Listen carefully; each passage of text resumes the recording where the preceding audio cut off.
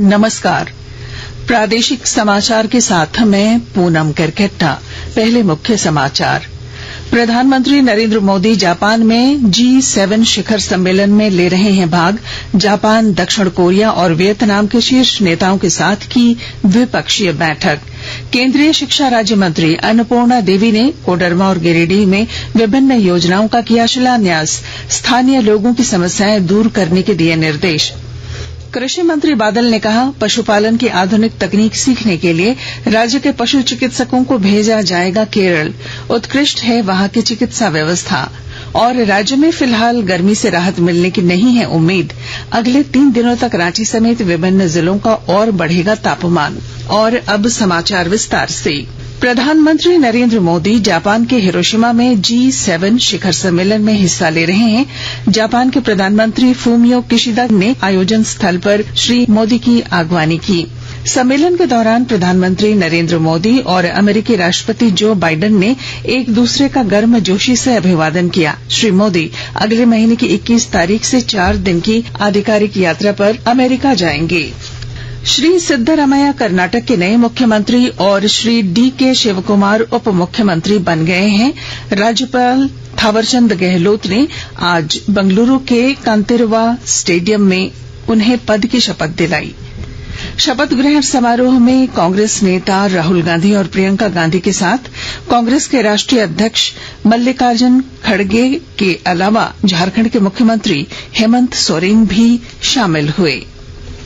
CBI की अदालत ने बिहार के पूर्व मुख्यमंत्री लालू प्रसाद के पासपोर्ट को रिलीज करने का आदेश दिया है।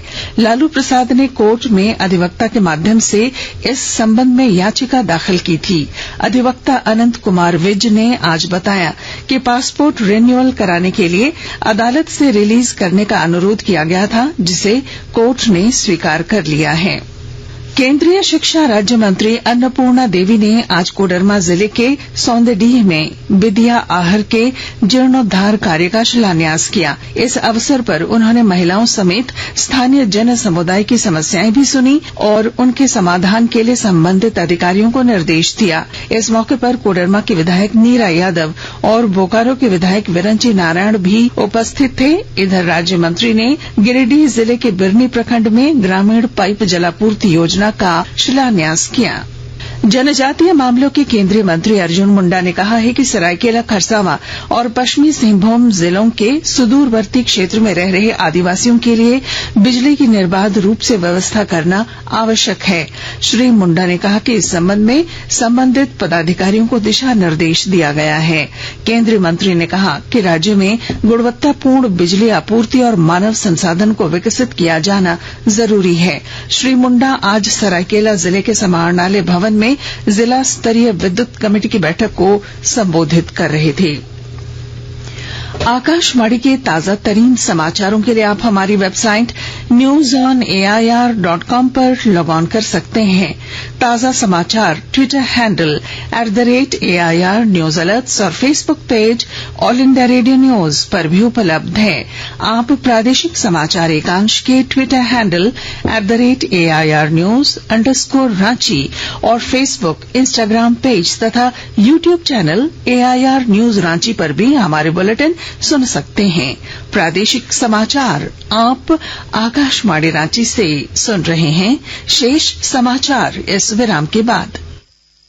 राज्यवासियों की मांग पर झारखंड राज्य के 80 उत्कृष्ट विद्यालयों में शैक्षणिक वर्ष 2023-24 में नामांकन के लिए आवेदन देने की अंतिम तिथि 25 मई 2023 तक बढ़ा दी गई है। अब नामांकन के लिए चयन परीक्षा 30 मई को होगी। 7 जून को फर्स्ट मेरिट लिस्ट का प्रकाशन और 12 जून से मेरिट लिस्ट के अनुरूप विद्यार्थियों का नामांकन होगा। अधिक जानकारी के लिए jepc.jharkhand.gov.in पर लॉगिन करें अथवा उत्कृष्ट विद्यालय में संचालित हेल्प डेस्क से संपर्क करें। सूचना एवं जनसंपर्क विभाग झारखंड सरकार द्वारा जनहित में प्रसारित। प्रादेशिक समाचार में आपका फिर स्वागत है। कृषि मंत्री बादल के नेतृत्व में विभागीय पदाधिकारियों ने आज केरल के मुन्नथी स्थित कॉलेज ऑफ वेटनरी और एनिमल साइंस का निरीक्षण किया। भ्रमण के दौरान कृषि मंत्री और पदाधिकारियों ने वेटनरी हॉस्पिटल के अंतर्गत पशुओं की चिकित्सा संबंधित ब्लड ट्रांसफ्यूजन, डायलिसिस केंद्र, ऑपरेशन थिएटर और बायोकेमिकल लेबोरेटरीज, गोट फार्म आदि केंद्रों का जायजा लिया। इस अवसर पर श्री बादल ने कहा कि पशुपालन की आधुनिक तकनीक सीखने के लिए झारखंड के पशु चिकित्सकों को केरल भेजा जाएगा।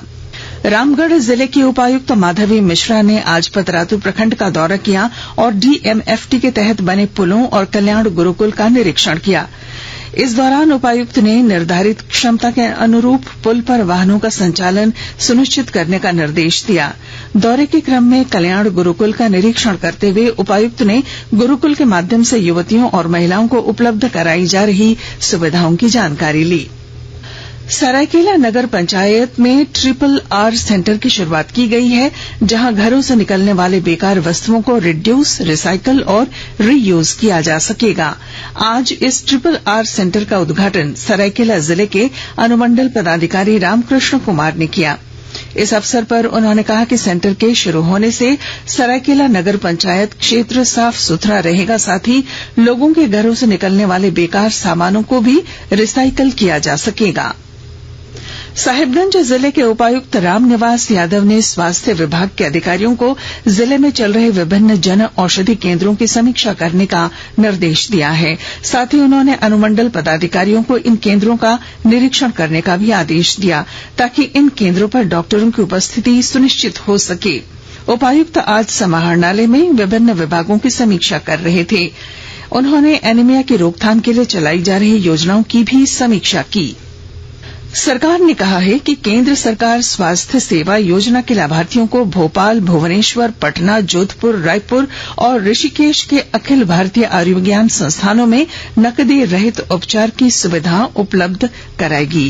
केंद्रीय स्वास्थ्य मंत्रालय ने कहा है कि नई दिल्ली में आज इन 6 संस्थानों और केंद्र सरकार स्वास्थ्य सेवा योजना के बीच एक समझौते पर हस्ताक्षर किए गए। देवघर जिले के नगर थाना क्षेत्र स्थित तिवारी चौक के पास आज सुबह यात्रियों से भरी एक बस पेड़ से टकरा गई, जिससे कई लोग घायल हो गए।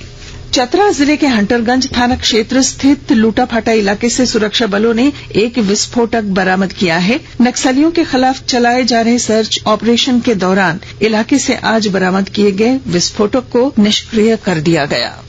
रांची जिले के दशमपौल थाना क्षेत्र से पुलिस ने आज लगभग 2 किलोग्राम अफीम के साथ 3 लोगों को गिरफ्तार किया है। बुंडू के पुलिस उपाधीक्षक अजय कुमार ने बताया कि गिरफ्तार अभियुक्त अफीम खरीदकर चतरा जिले में बेचते थे।